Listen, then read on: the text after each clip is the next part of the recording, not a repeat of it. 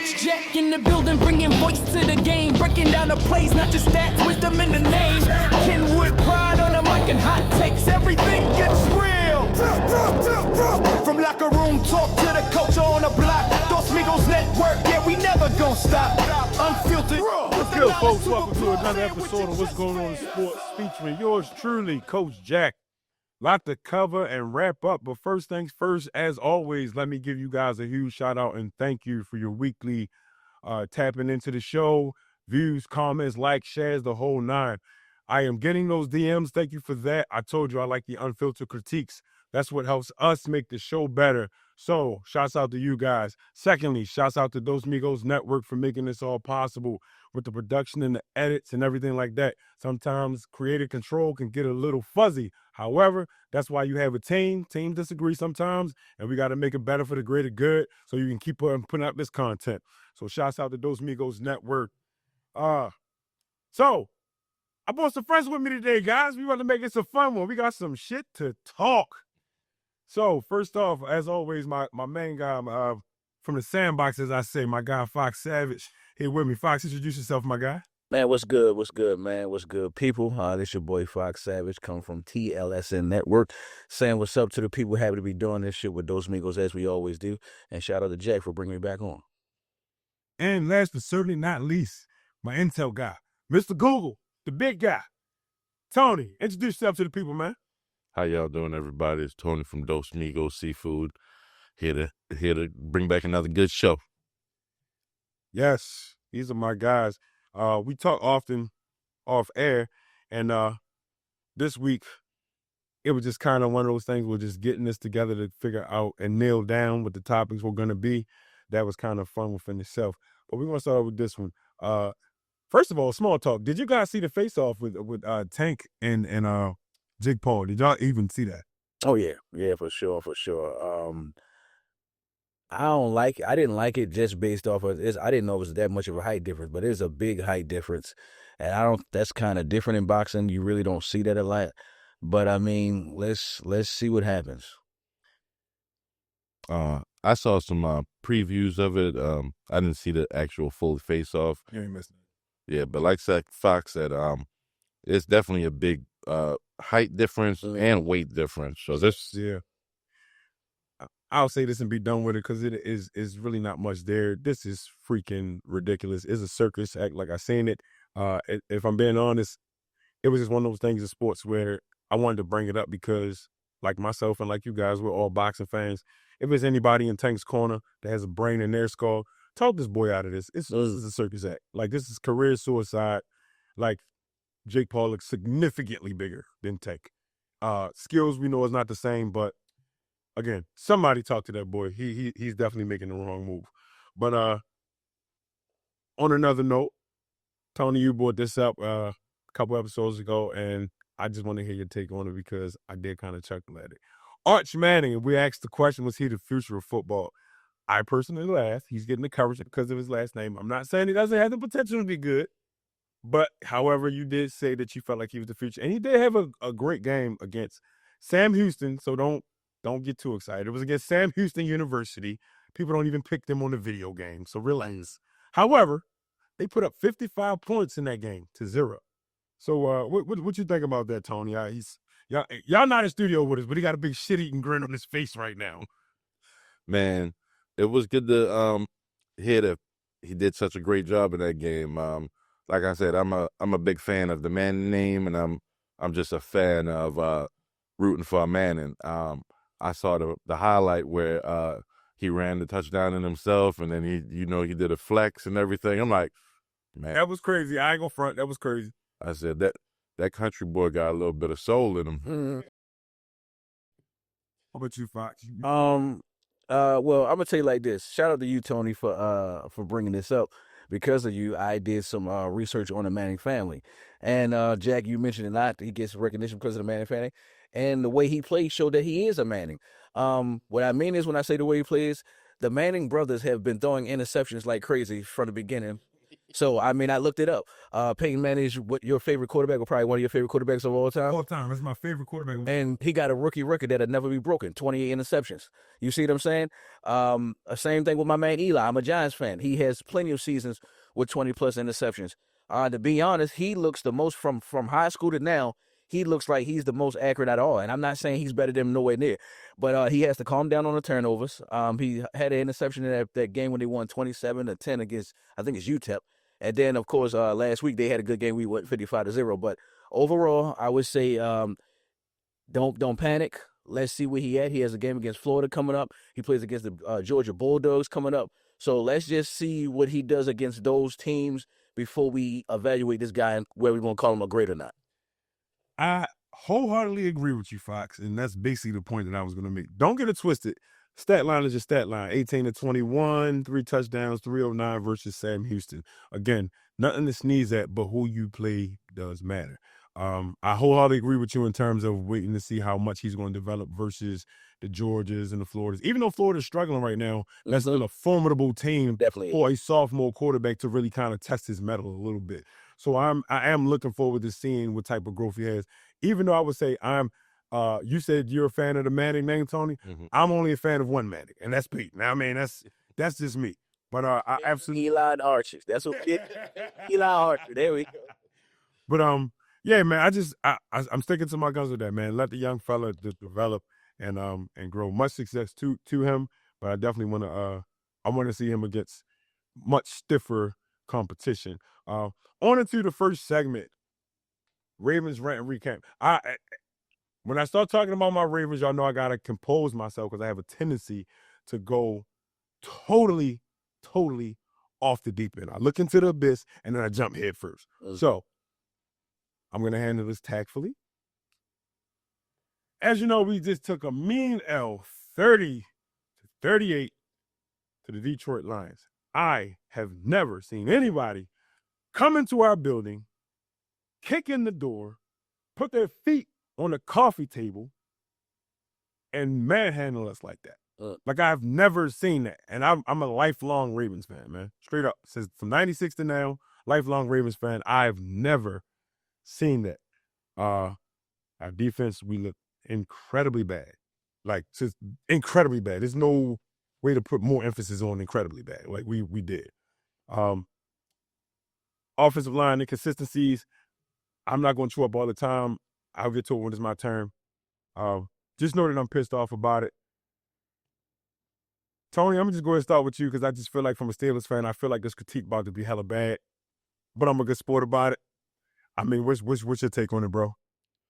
What's my take on it is I love the Ravens offense, being in Baltimore. I'm a Steelers fan as well, but, watching a good football game is a good football game. I love the Ravens offense. I just think they need to step up more on defense. This wasn't an offensive issue. I think the defense needed to assist with the offense a little bit more, get Lamar back out on the field a little bit more, because it was a close game. All the games are close. Offense definitely puts up numbers. Sure. Fox, what you got, buddy? For me, I got a couple of things to say. First thing I'm going to say is the defense. You can't have your offense doing all the work and you're not helping them in return. I mean, right now, the Ravens offense average 37 points a game. Your defense giving up 32. That's not winning football of any magnitude at all. I know one thing for sure. The Ravens used to be that fearsome defense that everybody feared. Right now, teams are going for it on fourth down like a mug on the Ravens, and they 5 for 7. You feel me? When Ravens can't even convert on fourth downs. That's another thing I want to throw there. People won't get mad at me for saying this. I always say this. I keep on saying the wide receiver thing is a major factor. Rashad Bateman is a second-string wide receiver, 88 yards in 3 games. We're not even going to act like that's acceptable. We're not even going to act like that's what you're supposed to do. And what? In the game where within these 3 games where he had 88 yards, he got like 60 of them in this game that just passed. It's definitely showed that Isaiah Likely is missed because sometimes we watch the game, there's at least about 6 times in that game where even though we get on the offensive line for those sacks together, it was at least about 6 times in that game where Lamar Jackson was in the backfield for like 6 to 8 seconds trying to find somebody to get open. Granted, Zay Flowers, double coverage. He a good wide receiver. He's going to get the majority of the coverage, but other guys got to get open, and it definitely shows you that Isaiah likely is missed. And another thing I want to add, the fourth down play, having Derrick Henry throw the ball, diabolical. I mean, come on, man. You shouldn't have did that. You should have left the ball in Lamar Jackson's hands. That's why we got him there. We didn't get Derrick Henry here to throw the ball. We got him here to run. And then Derrick Henry, for you, even though I was sent the little reel earlier, bro, you gotta stop fumbling the ball. I believe you fumbled the ball in all 3 games. I could be wrong, but I think you have 3 fumbles. Okay, and then 2 of the games you fumbled when the Ravens basically had the games. Could have won the game. I think if he doesn't fumble those 2 plays, the Ravens got both of those games. I'm not trying to put it all on him because there's other factors to it. Another thing, I'm a Penn State guy. Adafe, he's not it. He's not Terrell Suggs. He's not Michael McCrary. He's not giving you any of the pass rush that you guys are hoping for. I think the Ravens not even getting after the quarterbacks. Also, I don't even think the Ravens have any turnovers. I could be wrong, but I don't think they got no interceptions. And then on top of that, besides the pass rush and besides stopping the run, what the Ravens are really known for, these corners is horrible right now. I'm sorry. These corners is getting their ass bust. I'm a huge Zaire Alexander fan ever since Louisville, getting his ass bust. Marlon Humphreys, getting his ass bust. I think the only person that's playing good in the secondary, in my opinion, is Kyle Hamilton. I don't see anybody else doing anything major to step up right now. So I believe that the Ravens defense, y'all need to change it around. Zach, or you need to come up with some different plays because you cannot leave all this on Lamar Jackson. I said this on my podcast a day ago. We're literally about to waste Lamar Jackson's prime if we keep playing the way we playing. Keep relying everything on Lamar Jackson. All accurate points. When it comes down to Ravens fans, I don't think it gets any bigger than me. And I totally agree with what you were saying. Now, to provide context and nuance to this conversation when it comes specifically about the Ravens, there are some things that as Ravens fans, and I'm talking about with all due respect, your pedestrian Ravens fan, the person that hasn't actually played football and doesn't fully understand football. There are other things at play that do not get talked about, which is why this rant and recap are glued together, because it's much more than a recap. Let's be totally clear. The rant part is when we talk about the things. This is a better suited conversation for myself and Fox to have on a level as guys that play the game. We know how important coaching is to any sport. You know what I mean? Good coaching does matter. So far in the first 3 weeks, I've been hearing fire Harbaugh, fire Harbaugh, fire Harbaugh, how bad Harbaugh is. And I've been a part of that lynch mob saying that it is time to get a new voice within that locker room. Now, here's my thing. Is it all Harbaugh's fault? No. As a current head coach right now, you're just a name on paper that everything gets attached to and sticks to when shit rolls downhill. So I get that part of it. People get enamored at the fact that our offense is putting up points, but nobody ever brings up Todd Monken's name. That I have a problem with because some of this does go on Todd Monken. So, Fox, you brought up a very interesting point. In the Detroit Lions game, Lamar Jackson got sacked 6 times in one game. That never happens. However, the teams that we played in the first 3 games of the season, Buffalo, Cleveland, and then Detroit, everyone has sold out to stop the run. Hence, laying down the gauntlet to say, Lamar Jackson, you have to beat us another way, throwing the football. You know who else knows that? Todd Monken. Todd Monken knows that. And as an offensive coordinator, it is your job to have creativity. So listen, for the regular Ravens fans, again, if you haven't played football, this part of the conversation does not have anything to do with you. I'm talking to the people who understand the lingo and understand the process. As an offensive coordinator, your job is to create and foster scenarios where if this doesn't work, we're going to do this contingent upon that. You always have to have a contingency plan. Always. So now, according to when this is recorded, because yes, this is a pre-recorded show, by the time you guys see this, the Ravens and Chiefs game will have already been played.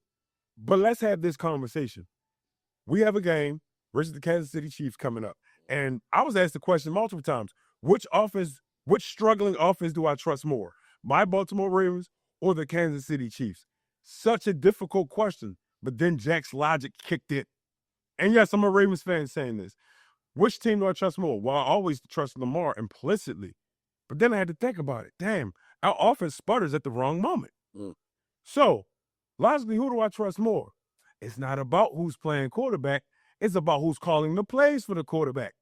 What thing I do know about Andy Reid is if things are sputtering for the Kansas City Chiefs, cool. We'll just immediately divert to this plan. And if that fails, we'll divert to this plan. Is Todd Monken doing that? Absolutely not. That is the difference. I am a true through and through Ravens fan. I bleed purple. But these are the reality things that we're facing, and they're not being addressed. You're not going to hear the mainstream media. Nobody's going to see that because, oh, we like Harbaugh. He's cool, whatever the case is, and Todd Monken is his friend. We don't go get people like Cliff Kingsbury. We don't go get people like Eric Bieniemy. We don't go get people like whomever your favorite offensive coordinator is. My thing is these guys that I've named, those guys are proven. Todd Monken won a couple of national championships at Georgia, and that is good. But that is college football. That's NCAA. Everybody in college, as we were talking about off air, is not created equally.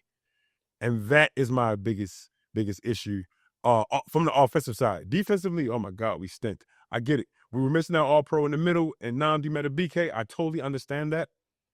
However, next man up should be the mentality. But that goes back to having another gripe with somebody that's not on the field.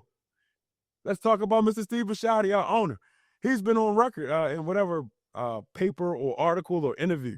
He says, and I quote, "I am tired of waiting on the Super Bowl." Well, if you're tired, then that means you have to spend money to get the things to guarantee that we win the Super Bowl. In the offseason, we just witnessed on Michael Parsons get traded from Dallas to Green Bay for 2 first-round picks. Let me tell you something, guys. Giving up draft capital will not hurt us because we have a team that is thriving right now. So giving up 2 first-rounders when our team is already good, I don't see the problem with that. But Mr. Bisciotti, that's what he said. He's tired of waiting on the Super Bowl. At this rate, now, let me clarify this. At this rate, I'm not saying that we won't improve because this is only game 4 we're going into. I will not say we won't improve.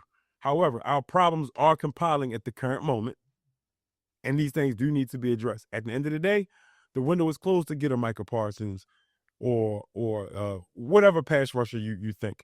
We're at the mercy of whatever's available in free agency, which is not of that caliber.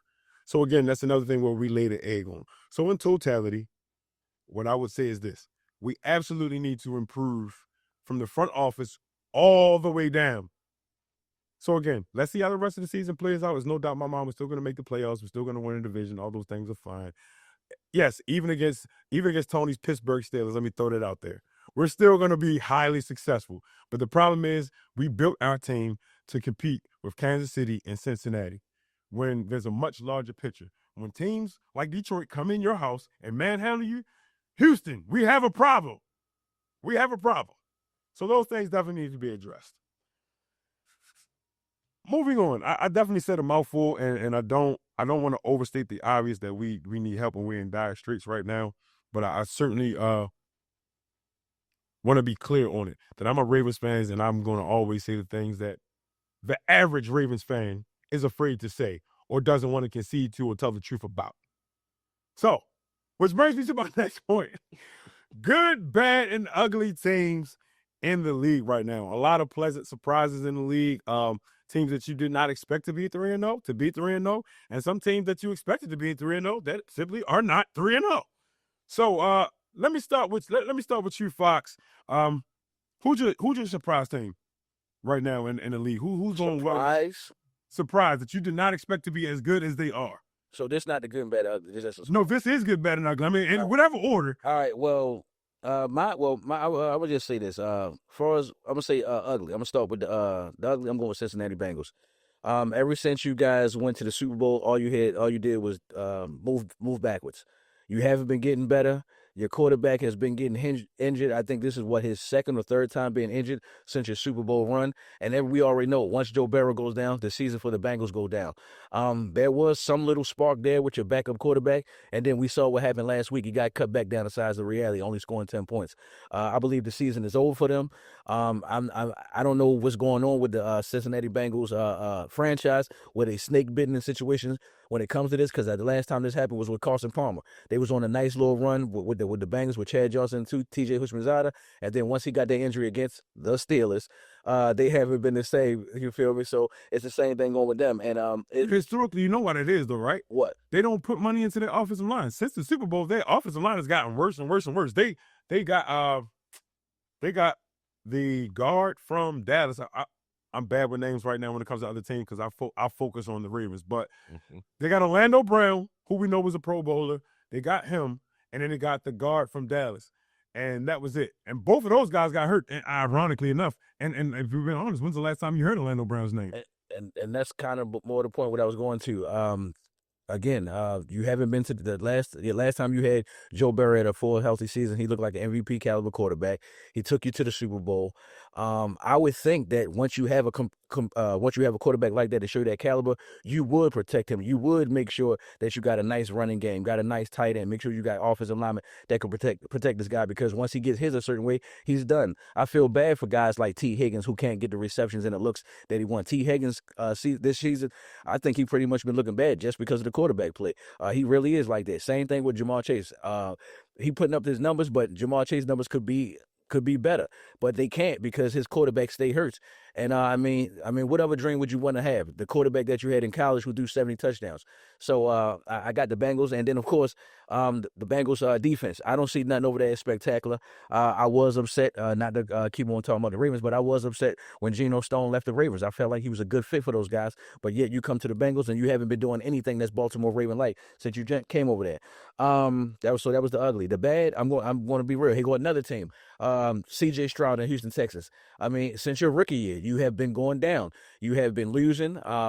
You haven't been showing me that you're going to the next level of being a future quarterback. I mean, literally, you could clearly been the best quarterback or one of the talked about as the best quarterbacks in the league if you would have kept up doing what you was doing as far as your rookie season. You got two talented wide receivers, and granted, there was some health issues last year, but you still a good quarterback. You still can get the job done, and you've been playing bad. I can't call it no other way. 0-3, definitely shocked because the Texans, they're known for having at least some solid quarterback play, wide receivers doing their thing, but their defense supporting the whole thing going the right way. And then they got my man, what's his name, D'Amico Ryans and all that. So I'll put that right there. And then my good, I'm not gonna lie, my good is kind of a 1A and 1B, because I got to give the Buccaneers that credit. The Buccaneers have came back in every single game the way they should. They played throughout the game correctly, defense and offense, but when the game was on the line, Baker Mayfield gave you the touchdowns all 3 times, and he played against solid teams. So they say, let Baker bake. But of course, to me, the best team in the NFL by far, the San Diego, that's my team back in the day, San Diego Chargers. But the LA Chargers, man, I like what they're doing on offense and defense. I like the fact that if you think you're going to shut down Landon McConkey, it's going to Keenan Allen. If you think you're going to shut down Keenan Allen, it's going to Quentin Johnson. Then their running back, the rookie guy, Omari Hampton, he's showing his thing this year. And Justin Herbert, when the time I think almost every game that the Chiefs have played this game, because not the Chiefs, every game that the Chargers have played this year hasn't been a game where they've been blowing guys out. They have just been winning and winning the right way. And I know when Justin Herbert has the ball in his hand in the fourth quarter, he has ended the game all 3 times. And not to go further into it, but I think they're going to have their best game this week against my Giants, because my Giants is trash as far as defense. So I think he's going to have a good day. We talking about like 42-10, the Chargers. Fox, you mentioned Joe Burrow, with him getting hurt as much. How long do you think he's going to stay in that franchise?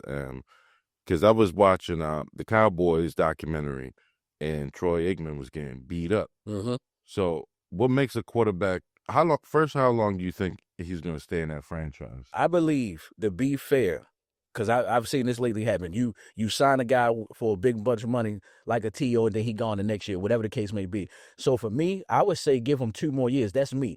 But you never know how it is in this Bengal organization, because if he hurt next year and then all of a sudden the backup guy plays very, very well, he probably has that 1 year and he gone. So to me, I would say he got 2 more years with the Bengals, but it also goes on, is the Bengals higher ups, are you going to get the offensive line to protect this guy? This guy do 70 touchdowns in a season. I don't care if it's college, little league, or whatever. He did it in a season and then came and did the same thing here. How you don't protect this guy? Yo. How you don't protect this guy? I'm just saying. Fox, we've had this conversation before. 70 touchdowns in a college season they're not equally yoked. You're not going to see 70 touchdowns in the NFL. I'm not saying you is going to say it, but I'm not going to knock a person. If you were to score 100 points, no matter where you at, I'm going to give you credit. I'm not going to go, well, because you didn't play against Kobe, that 100 don't count. That's just me. Now, you can have your opinion, but I'm just saying for me, he played for LSU, which is a great college, and he gave you 70 touchdowns. And all I'm saying is this. You seen how talented he was in college. He showed you that in the NFL. He went to the Super Bowl his second year in the league. Let's stick with that point. I'm not trying to overstate that, but your job, the thing that you're saying is to protect him. I wholeheartedly agree. That's my point right there. But again, like when you throw that in there, and I'm big on it, like I cringe when I hear that people try to compare one thing to another when it's not the same. They're different factors. But I don't want to hijack the point with that. Yes, protect him. You say 2 more years, I say more than that. I think they're going to wisen up. For whatever reason, the Bengals organization will get that right. Their biggest problem, outside of not having the offensive line that they need to protect Joe Burrow, they don't give Joe Burrow enough possessions because their defense is so bad. So again, if teams can score on you, and if you remember from Super Bowl season to then, they were literally getting in the shootouts. I mean, let's go back to last season. We had 2 shootouts with the Baltimore Ravens and the Bengals. Both of those games were barn burners, high scoring because our defense was bad, but so was theirs. So, I mean, to answer that question in terms of what Fox said, valid point, protect them, but also give them more possessions as well. I think those things are definitely twofold, and those facts don't get stated enough. Oh, one more thing. You guys tell me about it. If you're Joe Burrow, are you staying in that franchise if you're getting killed? Because we seen Luck do it for so many years, and he retired early. The only thing I can add to that is Andrew Luck didn't have the weapons that Joe Burrow has. That's what I would say. You feel me? And he didn't have the glimpse of even sniffing the championship.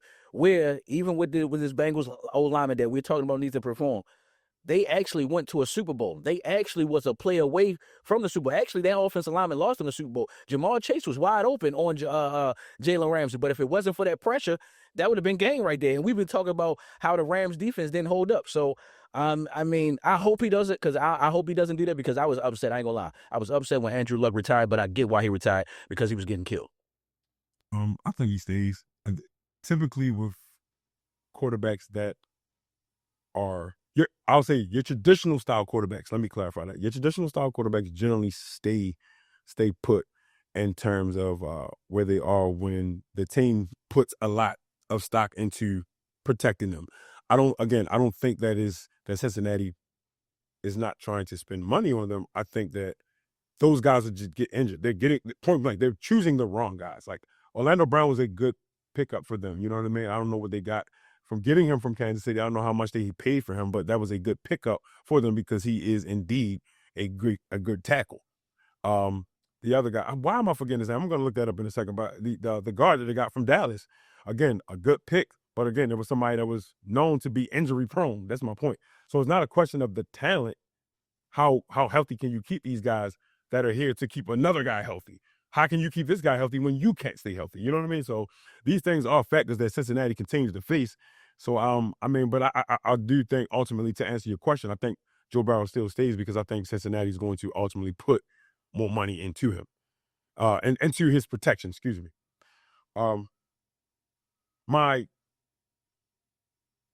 This is kind of tough. Surprising pick, I'll just go with the obvious. It's definitely Indy. And I go right to Indy, ironically enough, after you just talking about Andrew Luck, that being his former team. Indy at 3-0, with Daniel Jones no less at the helm. First game against Miami, 26th ranked defense, Denver, the 16th ranked defense, and Tennessee, the 27th ranked defense.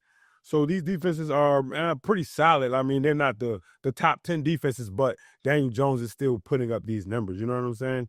So I can honestly say, like, at 3-0, Daniel Jones has 816 passing yards on the season right now. He's 60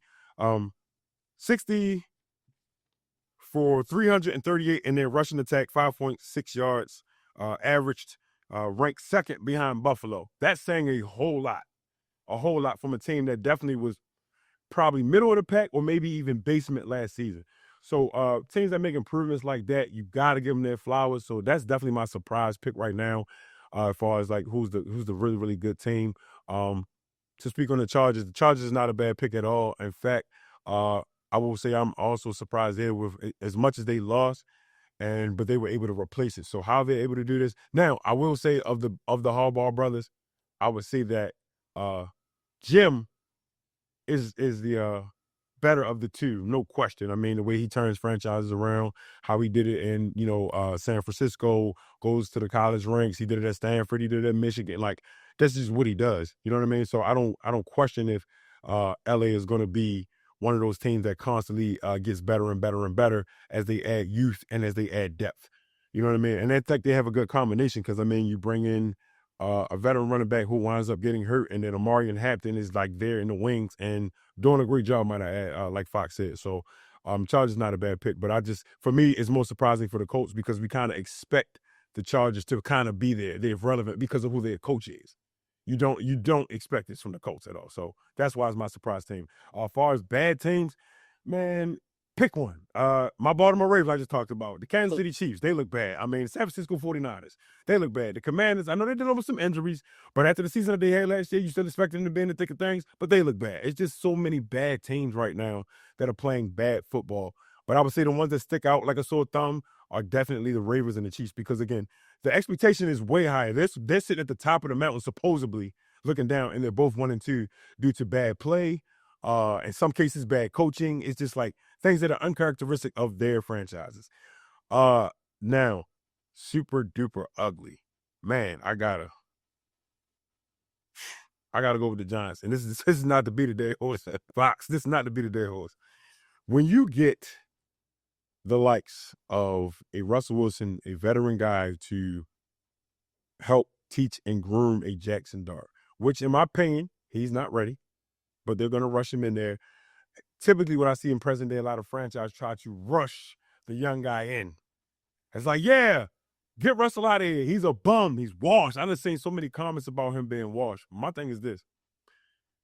If you're not putting the right amount of stock into him, because what we fail to realize is the same offensive line that Russ is behind is going to be the same offensive line Jackson Dart behind. So when Jackson Dart starts feeling, we're going to start calling him a bust, or we're going to face reality that, it wasn't Russ at all. Not saying Russ hasn't made some mistakes. Don't get it twisted. I'm not saying that. But majority of things, Russ has played pretty standard. Offensive line is horrendous. They're terrible. Absolutely terrible. And then on top of that, you have quite literally one receiver. Malik Neighbors is an absolute animal. But what, we're going to throw it to Malik Neighbors every play? Like, you know what I mean? Like, at the end of the day, we have to be honest. You're limited in your weaponry, and your offensive line is terrible. And let's not get me started with your offensive play caller. Whoever your signal caller is, fire him now. Fire him now and save yourself the headache. I mean, at the end of the day, what's the worst that your next guy in line can do? I would say for the Giants franchise, yes, while they have been historically bad in recent years, this is supposed to be a year you take a step forward. When you add pieces, you're supposed to take a step forward, and that's just not what we're saying. So and the reason I give them the super duper ugly as opposed to a franchise like San Francisco, which looks totally out of sorts, or even like the Jets, who was at 0-3, is because, again, the guys that you picked and said that this player is better than that player, you openly said that with your draft picks, and we all know what I'm talking about. I don't have to say it. We all know what I'm talking about. You made these decisions, and you didn't think through thoroughly as to the product that you're going to put on the field. So that's why the Giants more so get the super ugly for me. But do you think Russell just needed more time with the team? Is 3 games not enough? No, he had a whole training camp. I'm not making no excuses on that regard. He had a whole training camp with them. My thing is this: when you're speaking as a guy who has to come up with schematics for offense, quarterback play is essential, right? But at the end of the day, you can have the best of quarterbacks. So I guess right now, most people would regard somebody like a Joe Burrow, or if you say it's a Josh Allen, or even a Lamar. Lamar could play behind that Giants defense and have the same outcome because their offensive line is that bad. So yes, Lamar will run every play, and then he would basically be getting the same scrutiny that he's pretty much getting now. But again, their offensive line is that bad. Now, this is what I wanted to add a couple of things in here. One, the repertory on offense, that's definitely debatable because Wendell Robinson is killing this year, and he was killing last year too. So I think you probably had to be a Giant fan to know that he definitely balling. That game when Define killing. Define killing. 91 catches in a season is not killing? Yardage. I mean, I'm not saying it's bad. I'm just saying compared to whom would you say he's killing? So T. Higgins is a Robin. He's a second receiver, but his stats are way better than him. No, what I'm saying is this. It could be Tony. It could be him over here. If you have 91 catches in the season, you were killing. I'm sorry. That don't mean that. That just means you was open. That don't. Is it such thing as yo? So you never heard of it? All right. So this is where the debate begins. It's not such thing as a term called empty stats. Wait a minute. Listen. We want our number one wide receiver. This is not even debatable right here. We want our number one wide receiver to have 100 catches. We talking about a number two guy to have 91, and now that's not killing. Okay, so let me go to another thing that I was going to say. I give you the fact about the offensive line is trash, but one thing I do say is we all can know this. One thing I love about football, besides the fact that your defense can help you get to a championship, one thing I know about football, camaraderie. When you want a certain guy in, you play better. Everybody's saying it in football. When you don't want this wide receiver in and you don't want this quarterback in, when he finally gets in, you play better. I'll even throw you a bone, even though I probably gonna get shellacked with this one. Prime example when the Denver Broncos went to the playoffs with Tim Tebow. They had all them bum quarterbacks, and I'm not even saying Tim Tebow was good, but they had all them bum quarterbacks. But when Tim Tebow got in, what happened? The Denver Broncos played. They played good, and they made it to the playoffs, and they beat your Steelers. That's what they did. That's the only point I'm saying. I'm not saying Jackson Dart getting ready to come in here and Wallace and do this, then a third, but I think he need to have a chance. We talking about rookie guys like Joe Flacco started. Joe Flacco, as a rookie, went all the way to the AFC Championship. We seen Peyton Manning throw 28 interceptions as a rookie, and now he's he's either the greatest of all time or the second greatest of all time. I'm just saying this. I believe that we're going to play different under this guy Jackson Dart. We've been waiting to get this guy in. And to add to the thing about Russell, if they say that we didn't have enough weapons, I'll give that. But since Russ have left the Seahawks, his record is like 10-19 or something like that. He been playing bad. I mean, I would definitely love to see. This why as a Giants fan, I'm not too much worried about it because I've seen this happen in history. Russell Wilson went to 2 Super Bowls, and then we got a rookie quarterback, Jackson Dart. Guess what else happened a long time ago when our Super Bowl started off? Kurt Warner went to 2 Super Bowls and we had Eli Manning, and the same thing happened. Kurt Warner played a couple games. We put Eli in. Eli did what he did. We didn't play good. We didn't win a bunch of games. I think we won like 5 games. And I think the same thing gonna happen right now. Is that Jackson Dart about to come in? We're probably gonna win about 4 or 5 games, and we're gonna see exactly where we at. Because I don't believe the Giants are gonna do anything no time soon. But I mean, I agree with the offensive line being trash, but I can't wait to see we play against the Jags. The Chargers. Ladies and gentlemen, this is why I love doing this, and especially with homeboys, because these debatable things come up, and it'd be hilarious. Because, I mean, as y'all can clearly tell, the chemistry is dope. We had these conversations when these cameras ain't rolling. Mm-hmm. We probably argue more times than whatever your favorite sports show is. This should be your favorite sports show. But, however, I will say this. There's nuance to it, Fox. I'm not taking away from saying that I'm not in no stretch saying Jackson Dart is not good. Mm-hmm. I'm saying that putting him in right now could stunt his growth behind that offensive line. The other point that you brought up, the example that you brought up about a rookie, Joe Flacco, he didn't have the likes of somebody that was a rooted veteran like a Russell Wilson in front of him to say that he can't be the starter. Furthermore, he also had a Ray Lewis and an Ed Reed on defense who was going to say, you know what, young boy, we're going to stop this. We're going to stop this offense and give you the ball as many times so you can get all these valuable reps. Yeah. That is the difference.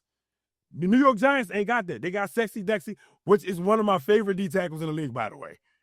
He's great to watch. Awesome athlete. You got Bobby O'Carroll. No. What are you talking about? No. Oh. Abdul Carter is, I'm trying to pick my words carefully because I said this to somebody and it came out of a bag on me. Because they, like you are a Penn State fan too. Abdul Carter is good. He's not developed yet. They tried to use him in the middle of the field. He's an edge rusher. He doesn't belong anywhere in the middle of the field. Because they trying to be loyal to Kayvon Thibodeau, which we should get rid of. Now that I disagree with. I disagree with that. Kayvon Thibodeau is good if you scheme him correctly, which the Giants are not doing. That's the very point that I'm making, bro. Sometimes it comes down to, this is why coaching is so valuable. Who is your defensive coordinator? I rest my case. Well, It's not a notable guy. Nah, I don't care if it's notable or not. At the end of the day, yo, if you're a great defensive player or a good defensive player, you're supposed to go out there and ball. I don't know. I'm not saying that. And what I'm saying is this: with the Kayvon Thibodeau, he only plays good against the Commanders. That's it. Bro, I disagree because you have listen. His You numbers even show it. So anybody ever know of a linebacker named outside linebacker named Sean Merriman? He used to play for the University of Maryland and got played for the Chargers. Listen to me. With the Chargers, listen, that guy was a certified star. Balling, rushing it. Come to the edge if you want to, and you got to go see about that man. What happens? What happened to his career when he left the Chargers and played in different schemes? I thought, I ain't gonna lie, I thought once he got caught with the what's name, that's what really messed him up. Them PEDs. Bro, once he went through the step, bro, it went down. He was trash when he in a different scheme when they don't play to your strong suit. I get it. I get your point. That's a valid point. If you're that guy, you're gonna be that guy in whatever scheme. Some players have to play to their strong suits, and that's why we have schemes. That's the difference in what I'm saying. Kayvon Thibodeau is one of those type of players. That's different than the Abdul Carter, who we know, who to me, in my opinion, and there's only a few games in, he is good on the edge. He hasn't done anything that to me that is like the worst way is like, he gonna be bad. No, he's proven that this is what I've done in college. This is my track record, and I'm good here. Don't put me in the middle of the field where you got me like blitzing and doing little gadget stuff. I don't think that works for him. I agree with that. So that's the difference in him. That's why I said I don't think you guys should cut Kayvon Thibodeau, put him in the scheme that fits what he does well.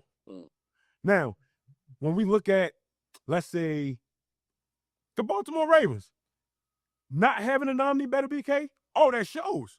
That shows because Travis Jones, that ain't it. That ain't it. When you're getting double teamed and you can't even stop to create the power to keep these guys from getting forward, and I'm not saying you're gonna win every rep, but when you're not even winning half of the reps, that's a huge problem. That's a huge problem. So again, we have to be honest with ourselves and say in terms of these things, when it comes down to scheme, who you put in the scheme matters. It matters. No ifs, ands, or buts about that. It truly matters. So, yeah, the Giants get my super duper ugly for that one. I definitely wasn't trying to punch down on your team, Fox. Oh, no, we ain't got no wins. You're right. Man, listen. We ain't got no wins. I can't disagree. We got no wins. So, I got another question to you in regards to this. In terms of the good teams, we got matchups coming up, and Ravens Chiefs is already circled. You mentioned the Chargers earlier, and the Chargers have to play the Giants. And now, what I do know is this. Typically, they have a game called the trap game. This one probably is going to be early for the Chargers. And they're playing in New York. 1 o'clock. Do you think having a home field advantage for the Giants is going to matter? I think it's going to play a factor. I still think that the Chargers are going to win. I'm going to tell you what's so crazy. I got this topic in my phone for future episodes, and the topic is, do you think home field advantage matters anymore? Because we've seen the Ravens be road warriors. We've seen the Giants be road warriors. Every time the Giants won the Super Bowl, they was road warriors. Oh. So to answer your question, I kind of was being for real when I said I think we're going to get blown out like 42-10 because they on one. But I seen this happen. It was one of Eli Manning's final years with the Giants, and the Broncos was playing pretty good, and we came down there and surprised them in Denver and all that. So to answer your question, I think this could be a game that we surprise because, like I said, the team has been waiting for Daniel Jones to. That's how much I miss Indiana Jones. But the team has been saying, and the team has been showing reaction that once Jackson Dart get in, we're going to play better. So for the Giants fans like me who has been asking for it, for the Giants players who've been asking for Jackson Dart to get in, this is your time. You saying you're going to play better and show us more when he gets in the game. So to answer your question, I think this is a winnable game. And if we did win, I would say the score would probably be like 24-23, something nasty like that, because that's how the Giants always win games. So I think this is a game we could win, but I expect the Chargers to keep playing the best football team in the league. So my score prediction for that game, I don't know what the Chargers are going to score, but I know they're going to put up a lot of points. But I can see the Giants' offense. And now, to be clear, to clarify, the reason I asked you this question is because I just watched the Giants-Chiefs game. And the Chiefs' defense is pretty solid. I mean, Spags is my favorite defensive coordinator of all times. And I mean, he gave them so many different looks, and they withstood it. You know what I mean? But ultimately, the Kansas City Chiefs is just that much better than the Giants, and they were supposed to. But they still struggle versus that defense, which is why I bring up this. I can see offensively 2 solid drives where they will look like world beaters versus the Chargers. I could see 2 solid drives and 14 points against that Chargers defense. Okay. Now, to be clear, the Chargers defense, having a veteran like a Khalil Mack is going to be Khalil Mack. He hurt, matter of fact. Really? Yeah, he hurt. That I did not know. Yeah, he hurt. He been hurt this whole season. Matter of fact, Khalil Mack only played the first game. He hurt with elbow.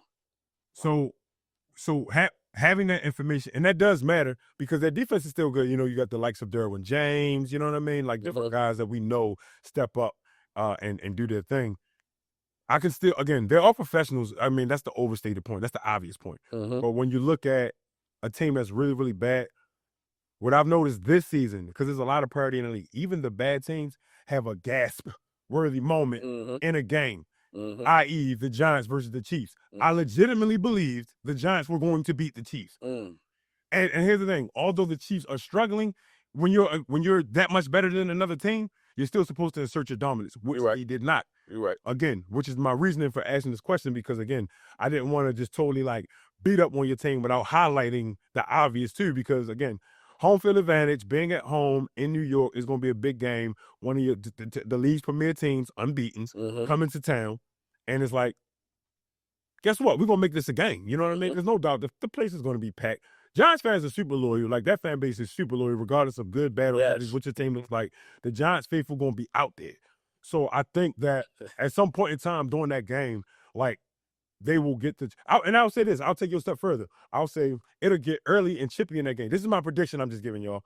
I think early in that game, sometime early in that series, I'd say the first 3 or 4 possessions, I think that the New York Giants will look like world beaters. I really do think that they'll get the Chargers on the ropes. And then eventually, Justin Herbert will come to a sense what the hell am I doing? Yeah, that's what. Let me go out here and slap them around and show them who's boss and put them away. I agree. But I had to bring that up because, again, when we talk about, sports in general, I don't like the fact that people do leave out the nuances that need to be talked about while your team may be bad, this is still a pro team we're talking about. Yeah. So as many jokes as I might jab at Tony about the Steelers being whatever they are, bro, that's still the Pittsburgh Steelers over there. That's still you know what I mean? It's still a reputable team that we got to talk about what they do good. Like my team, like I said, bro, if I could show you if my phone could talk, I could show y'all so many DMs with people trolling me about my team, good or bad or ugly. But the thing is, as a Ravens fan, and anybody that knows me as a Ravens fan, I'm totally unbiased and unhinged when it comes to my team. Yeah. I bleed purple, but I'm going to say what we do wrong and where we stink at. And most people, when you're a fan, you hold on to that fan we do nothing wrong. We do absolutely nothing wrong. Crazy work. I'm not talking to y'all fans. Again, I'm not talking to the casual fans. Enjoy the show, by the way, because you're watching. We got your views. But what I'm saying is you have to be honest when it comes down to talking about these teams. And so sometimes me as a player and coach, I do like to get in depth with these conversations, which is why I can have the appreciation to sit and have this banter back and forth with you, Fox. And shouts out to my guy Dan the Man. Listen, that's my cousin, and he's a cheesehead through and through. But when we talk football, that's serious business to us. You know what I'm saying? We're talking about more than our teams. Shouts out to his brother Matt, Eagles fans, cousin Don, Dave Allen, all these guys are Eagles fans. But the thing that we all have in common, we actually play the game. That's the difference. So it's not like water cooler talk at work. We sit in the break room. Hey, you catch Thursday night football last night? Yeah. Arizona Cardinals, they look horrible. I can tell you why they look horrible and what they're missing. You're just a fan of the Cardinals. Oh, no, it's not his fault. It's not his fault. No, it's absolutely his fault. That's the difference. So when these conversations get had, I always like to tap into it. That's why I titled this The Good, the Bad, and the Ugly. Because everybody wants to talk about the good, and the conversation stops there. So I just wanted to cover that part and be totally clear in my delivery with this. Oh, and Fox, you mentioned earlier about my Steelers losing to Tim Tebow. That's because he had Jesus on his side.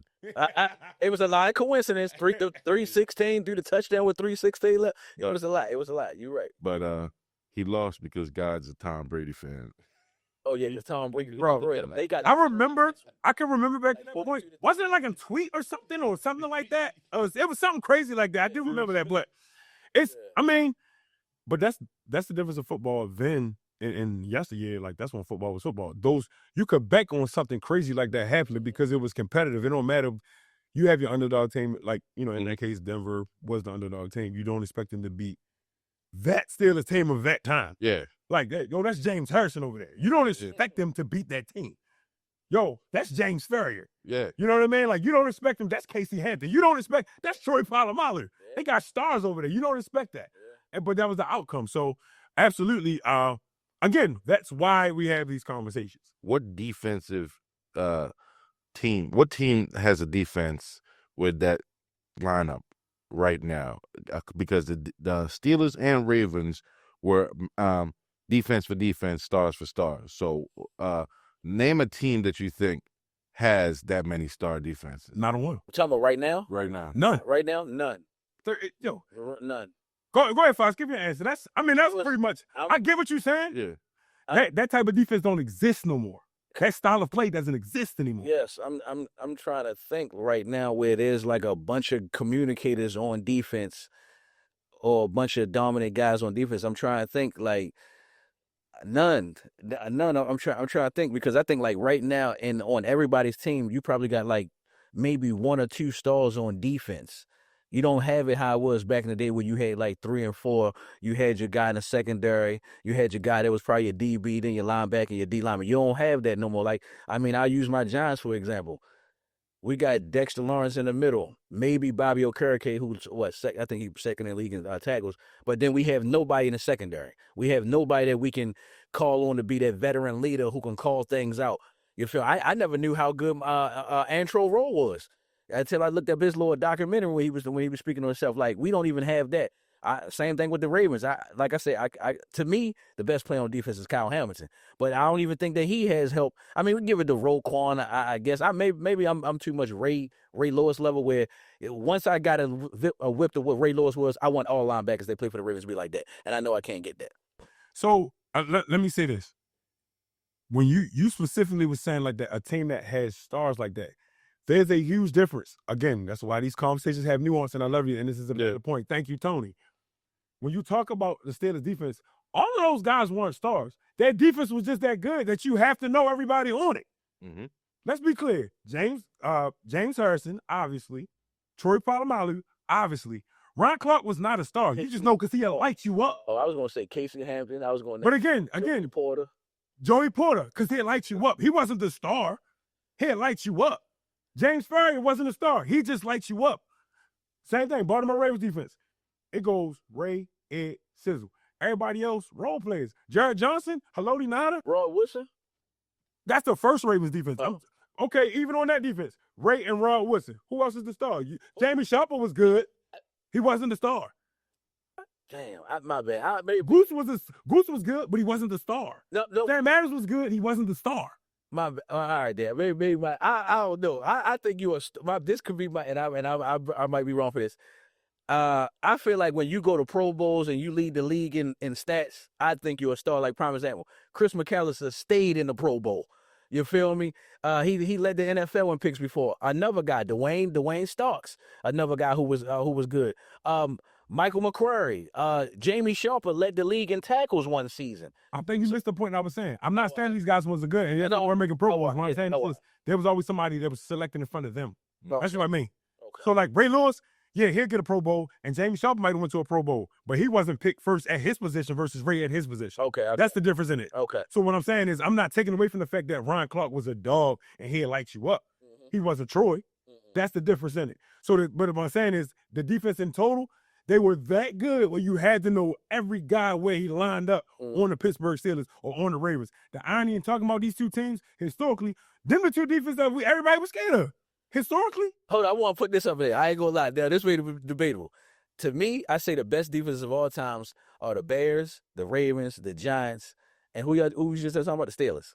And the reason why I said the Giants is up there, every single time the Giants won the Super Bowl, it was because of that defense. They never played. And the reason why I name these people, because look, the Ravens' first Super Bowl, most people don't even count Joe Flacco because they say he won all that. But when Ravens won the Super Bowl, Trent Dilfer. When the Bears won the Super Bowl, they had, what was his name? McMahon. Michaels. Yeah, he wasn't even nice. When the Giants won their first Super Bowl, they won that shit with Phil Simms, who wasn't no Hall of Fame guy, and then we won it with a backup, Dave Hollister. Hostetler. And then we already know how everybody feel about Eli. So that's why I say they the best teams. And even when we beat the 49ers to go to the Super Bowl, Yo, that game we ain't scored no touchdowns. We beat them like 16 to 15. So listen, that's a valid point, and I'm not debating that. Yeah. But when you talk of the top defenses of all time, see what you started, Tony? Yeah. That's it. So I would say the Baltimore Ravens 2000 defense specifically. Facts. That's the best, in my opinion. That's the least amount of points scored, period, on anybody in the season. Mm-hmm. I think the 85 Bears fall behind them. Was that the 2013 or 14 Seahawks? The 2013 Seahawks. 13 that Seahawks. was one of my favorites. Oh, correction. In front of them, the 02-03 Bucks, then the Seahawks. It was crazy. Then the Bucks was Seahawks. crazy. The Bucks was crazy. And then I would put the Giants after them. That's my top five. I definitely. That's my top five. Bro, first of all, when you look at those, the Pittsburgh Steelers, the only reason that they don't crack most people's top fives when we talk about historically, and it's only for a season, obviously. But historically, you can never ignore the Steel Curtain. But I said you can never ignore them. You can't. Now, when you look at the defense, the defense that goes to the Super Bowl to play against the Packers, that's number one offense versus number one defense in the Super Bowl. Again, nobody expected that from Aaron Rodgers. Correction. We did expect it, but you expected because the Steelers had been here before. They got their hardware. Their nickname is Sixbird. They got 6 championship rings. You can't really argue with them. I give them their credit. All right, cool, right? But my thing is, like, again, nobody expect the Pittsburgh Steelers were the favorite in that Super Bowl. Yeah, they were. Namely because of their defense. Not to say their offense was anything to sneeze at, but namely because of that defense. And who was over there? Yeah, they was coming to get work done. We're going to run through Aaron Rodgers' face mask. And that was a closer game than everybody thought. So when you talk about historic defenses, again, a lot of people don't put those things. Again, I think this comes down to a person who, like Tony, you like the Steelers, but he never once said, like, oh, I disagree. I feel like our defense was always better than the Seahawks or whatever. Like, some people just know, some people don't. And that's the difference in these conversations. So that's why I said, see what you started, because a lot of people in the comment section, we know a lot of y'all going to be trolling, talking shit. Type whatever you want, because I want to know it all. What I am saying is this. When you're wrong, you're wrong. Mm-hmm. When people understand and actually play the game, defer to those people. I'm not saying that you can't like the Seahawks. They just ain't better than the 85 Bears. That's all I'm saying. That's all I'm saying. So, I don't want to hijack the show. Anything you guys want to add? Because we got some other good things to put out there. Fox, anything? No, I'm just ready to jump into the next thing. Yes. We can roll. On to the local hype. This is one of my favorite parts of the show. We get to talk about the good things that are happening here in the city with the good people that are doing them. I like putting these things on display and highlighting them, giving these people their flowers because they deserve it. They work tirelessly at whatever their craft is, whatever that business is. And we here at What's Going On in Sports and Coach Jack, we definitely want to support y'all and put it out there. So without further ado, welcome to Local Hype. Yes. So, first starting off, I want to give a shout out to my man, Coach Gus Chase at Brick by Brick. They do amazing work out there. Not just in the Essex community, that's just where we work at. We both work at Sandalwood Elementary, but those kids in that community are well taken care of, well loved by Coach Chase out there, Brick by Brick. They are a behavioral service. They offer academic, athletic, social, and life skills, community service, and housing. To reach them, you can reach Mr. Chase at 410-616-6333. Again, that is 410-616-6333. And you can reach them at brickbybrickbehavioralservices.org. Shouts out to you, Mr. Gus. Keep doing your thing, my brother. Secondly, shouts out to Mr. Andre Williams, also affecting change out there in that community. One of my fellow coaches there at Kenwood. He and I have been friends well over a decade. Army veteran, salute to his service and everything. Thank you for your service, my brother. But he's definitely a great sounding board, a good person that's knowledgeable, not just in the game of football, but in the game of life. This guy definitely raises and helps bring up model citizens. So many people regard Coach Dre. I personally call him and refer to him as the drill sergeant because that dude can go from 0 to 100 real quick. So shouts out to Coach Dre. You can reach him. He's a clinically professional therapist. You can reach him at 443-957-1102. Again, that's 443-957-1102. You can also find him at www.transit.health. That's www.transit.health. Shouts out to you, Coach Dre. Keep doing what y'all doing. I'm proud of you guys and the work that you do. Well, for me, for my local shout out, We give so much credit to these NFL teams, give so much credit to our favorite college teams, as you always see, and even basketball teams. But I got to give a shout out to the Maryland Terps. I mean, they doing that thing right now, undefeated.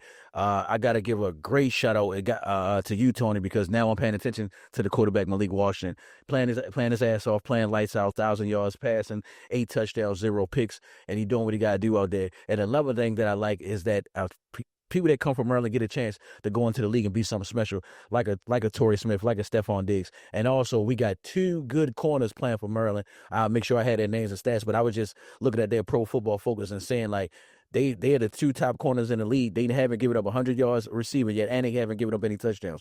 So I want to give a shout out to the Maryland Terps, and definitely a shout out to the quarterback, Malik Washington. I can't wait to see what team to go to when he gets to the league. Yeah, that's a special guy.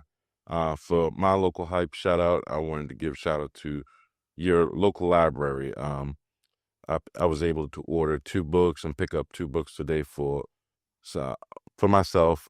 So go to your local library, get you a book. I was walking in the park, and I saw Mount Carmel setting up for their game, and I was thinking of Jack. I'm like, man, if I didn't have to work today, I would totally watch the game. Support the local football team, get some popcorn, like you said, the stands, with a soda.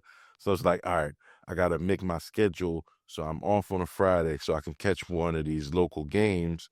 But I also remember to tell Nicole that to take the kids to the game and watch the game on a Friday, because I was seeing there were some kids in the stands, there's people who were there already setting up. I was like, oh yeah, it's a whole thing. Jack was right. Like, okay. Yeah, I'm definitely gonna make it to a Friday night game. Okay. Now, I said that local hype is my favorite part of the show because we get to highlight these things, and they do need to be highlighted. And I don't, again, now this fact I always want to overstate, because this is a local project that we are putting on. So I want to give this great shout out, and I wanted to isolate this shout out to Dos Migos Network. First of all, did y'all know that was a restaurant with good ass seafood? Let me put that out there. Big bag activity be definitely be going down on Taco Tuesday. Stop in and help yourselves. I'm trying to tell y'all, you're missing out. Secondly, listen, Dos Migos Network is a multifaceted company that is trying to put out a lot of things locally. And again, we don't always get the leg up. So I'm personally appreciative of this platform to get here. Anybody that knows me, I'm all about community and family and supporting that. So again, circumstances may not always be as ideal, but when you have a collective team around you who is willing to, weather the storm with you, that makes a world of difference. So I definitely wanted to take the time to shout out Tony and crew at Dos Migos Network in totality. My guy Lionel behind the camera, whatever he's doing, always is a helpful hand. You know what I mean? Shoot you a text. Full disclosure, like before we start these shows, he always brings it in with this affirmation that's like written beautifully on this board. And I appreciate stuff like that just to kind of like set the energy, because one thing I do know about working with a team, anybody, if you've ever worked in a team setting, you do know the difficulties and challenges that you may face, because we will not always agree all the time, but collectively as a team, we got to nail the thing down. And as they say in Hollywood, the show must go on. Sure. So I definitely appreciate everybody at Dos Migos for these things when they go down, and I don't take it for granted. Tony, I'm going to say this to you right here publicly as well as Fox. When I sit in this seat, this is not a persona. This is me every day, and I think y'all know that off these cameras. Yeah. So when we put out content and stuff like that, I want people to know, like, this is the real me. I appreciate the feedback that I get from fans. The reason why I say I'll highlight you in this particular case, Tony, because you highlight me in a way that if I'm saying this is how I want to be presented, like, you make it a point to make sure that I'm presented that way, because I don't want people to see me like the raw, uncut me. So I'm just one of those unfiltered guys. Like, I don't want to go by a script. Like, yeah, we have notes and things. Cool. That's all fine and dandy. Right? That's just a guideline as to what we're talking about. But unfiltered conversation, the beauty of doing things with people that you're familiar with does count a lot. So that's why I shout out you guys. Fox, I've been on this, guys, since childhood. And I'm pretty sure, like, even like from childhood, we didn't agree on everything. And we sure as hell don't agree on everything in adulthood. So being able to sit and have banter back and forth and talk about things on a professional level, let me put that out there no less. Because when you take time to view any of our content, which we thank you for, know that we're coming from a professional standpoint and trying to give you the best product possible. So we take time to do that, and I want to thank you guys for indulging me sometimes because I know it can be a bit of a headache sometimes, and there's a lot of miscommunication, but that's to be expected when you're working with a great production like this one. So getting to the yes, Lord moment, and we're going to wrap this thing up. I just wanted to say thank you once, thank you twice, thank you a million times for viewing. Continue to like, comment, share, and follow. Subscribe to Dos Migos channel, and we're going to have plenty more content to come up in the future. Today's Yes Lord moment is brought to you in part by the Kenwood Bluebirds. I'm excited about this. So yesterday we went to face the Dundalk Owls, and we definitely did take an unexpected L. As 2 back-to-back in a row. I am not as angry as I would normally be in a loss because I learned something new about my team, and we definitely turned the corner. So transparency, my team, I have majority ninth graders on my team. And to have a freshman class of those ninth graders, most of them are new to football in general. But one thing about Coach Jack, where there is not a way, I'm going to make a way. And I'm shout out to my staff first, Coach Perry and Coach P, who labor with me tirelessly with these young fellas to get them up to specs on what they don't know. There's nothing more beautiful than having a blank slate to be able to create. You know, you see a kid that has potential to do this, that, and the third, and take the time with them. That does not happen by my hands alone. So I definitely wanted to shout those guys out. But more importantly, I wanted to shout out those players. We went to Dundalk, played a tight game. My kids showed me yesterday that they can fight, not in the physical sense in terms of punches and kicks. I'm talking about in a football game. We faced some adversity early. Dundalk went out, scored early. They got on the next possession. We had to punt to them. Our defense stood up. I literally said to them, I told them it's time to stand and fight. When we face adversity, you got to stand and fight. I've told you guys what my tactics are in practice, how sometimes I've even suited up with them, teach them how to get these reps. I'm nothing more than a glorified tackling bag or blocking bag or whatever the case is. And sometimes they had to trust me implicitly and hang on to my every word. Well, yesterday was the time to show and prove that, and they did that indeed. Although it may not reflect in the score, sometimes football can be relegated to moments. As you heard, they have the phrase, and they say you are a prisoner of the moment. Well, Coach Jack was found being a prisoner of multiple moments in that game. We went down, we got into a situation where we had Dundalk's back against their own end zone. They got backed up with 2 5-yard penalties, put them 10 yards in penalties. They had 20 yards to get out. I took my time, rearranged the defense, myself and Coach P. I told them now it's time to stand and fight. Gave them clear orders, and they went out and did it. So shouts out to Zion, Devin, Prince, Manny, Derek, and last but not least, Sean. These guys stepped up in ways that they probably didn't believe that they could do. And they affected the game in a major way. And to you guys, I salute you. Coach Jack says to you, yes, Lord. Let's keep it going, guys. Next week is homecoming. We got Overly on the schedule. By the time you guys see that, the clock will already be ticking. Let's get back to work on Monday, gentlemen. So I want to thank you guys again for tuning in. It's been a great show. Thank you to my man Tony from Dos Migos, my man Fox from TNSL Sports, and we are going to keep this train rolling. So tune in next week. Until next time, y'all, I'll holla. Yes, yeah.